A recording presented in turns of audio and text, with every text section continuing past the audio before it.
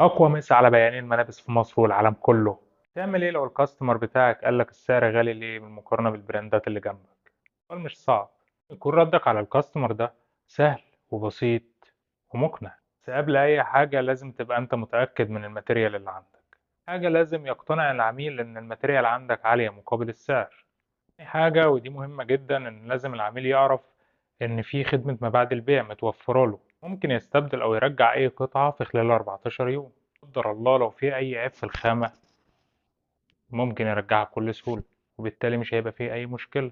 طبعا كده هيبقى مطمن وهو بيشتري. لو هو أول مرة يتعامل معاك فلازم يعرف إن الماتيريال بتاعتك لو هو جربها إن شاء الله لازم يرجع لك تاني وتالت ورابع. بقى لو هو عميل دايم في المكان فهتقول له حضرتك جربت الماتيريال بتاعنا قبل كده والحمد لله مفيش أي شكوى. انتوا بقى جربوا وقولوا لي ايه النتيجة في الكومنتات.